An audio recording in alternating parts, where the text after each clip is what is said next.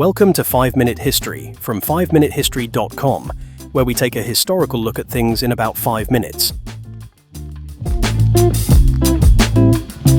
Episode 60. The History of the Black Death.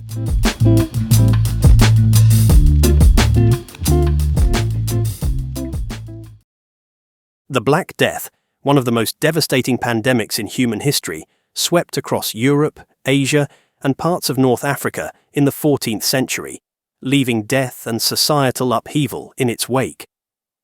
It is estimated that the plague claimed the lives of 25 to 50 million people, wiping out around 30 to 60% of Europe's population. Its impact reshaped the course of history, influencing social, economic, and political structures for generations to come. The pandemic's origins can be traced back to the early 1330s in Central Asia, likely around the region of the Gobi Desert. It is believed that the disease was carried by fleas living on black rats, a common sight in towns and cities.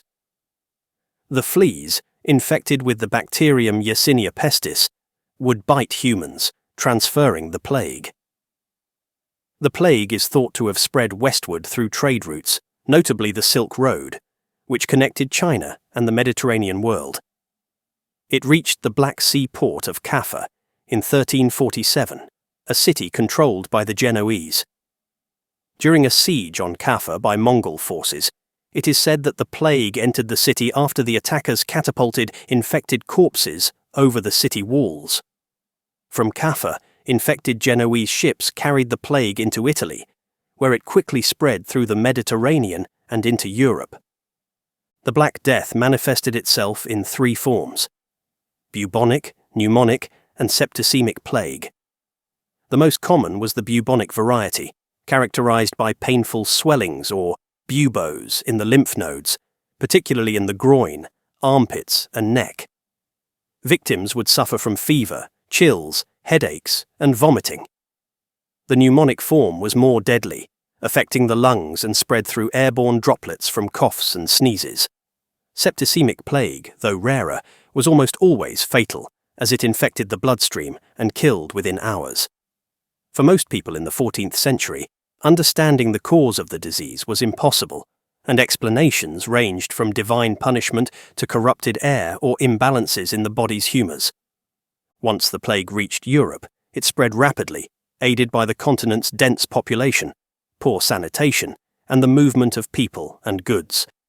In 1347, it struck Sicily and southern Italy, spreading through the port cities of Genoa, Venice, and Pisa. From there, it moved northward into France, Spain, and England in 1348. By 1349, it had reached Scandinavia, and the following year it spread to Russia and Eastern Europe. The mortality rate was staggering, and entire villages were wiped out. In some areas, it is estimated that between 50 to 80% of the population died. The speed at which the plague spread, combined with its high mortality rate, led to widespread panic and chaos. Medical knowledge at the time was rudimentary, and many treatments were ineffective or even harmful. Physicians often wore long robes, gloves, and masks with beak-like noses, filled with herbs to protect themselves from what they believed was miasma, or bad air. Quarantines were imposed in some cities, with infected houses or whole neighborhoods being sealed off.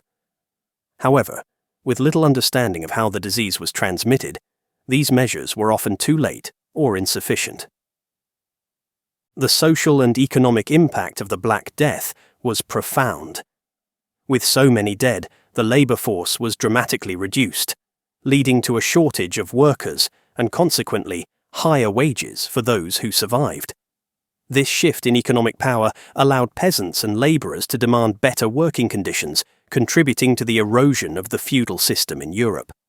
In some areas, the price of land plummeted, and landowners struggled to maintain their estates without enough workers to till the fields. This contributed to the decline of the manorial system that had dominated Europe for centuries. Religious institutions were also deeply affected by the Black Death. The Church, which had held immense authority over medieval society, found itself unable to provide answers or relief from the plague. Many clergy members died while tending to the sick, leading to a shortage of priests and a crisis of faith among the population.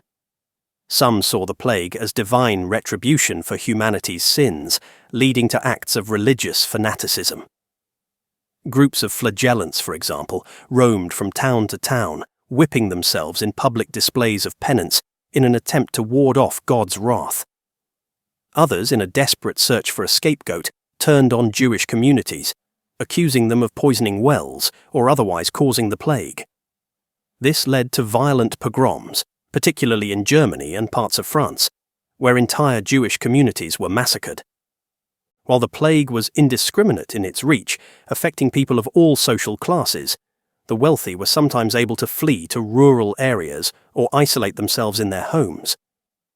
However, the disease often followed, and even the most powerful were not immune. Kings, nobles, and merchants succumbed to the plague, further destabilizing the political structures of the time. The Black Death eventually receded, although smaller outbreaks continued to occur in the following decades and centuries. By the early 1350s, the worst of the pandemic had passed, but Europe was left profoundly changed. In the immediate aftermath, art and literature reflected the horrors of the time. The theme of death, often portrayed as the danse macabre, became a common motif in visual art, symbolizing the fragility of life and the universality of death.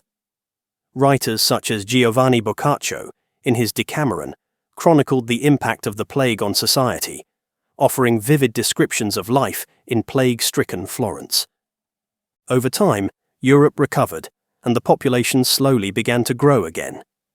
However, the legacy of the Black Death endured, not only in terms of its demographic and economic effects, but also in the way it altered Europe's social fabric. The labor shortages and demands for better wages helped lay the groundwork for the emergence of a more modern economy, and the disillusionment with established institutions like the Church paved the way for new ways of thinking that would eventually culminate in the Renaissance.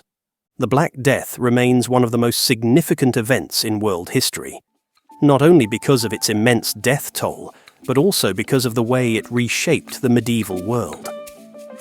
It serves as a stark reminder of the fragility of human society in the face of natural disasters, while also demonstrating the resilience and adaptability of humanity in the aftermath of catastrophe.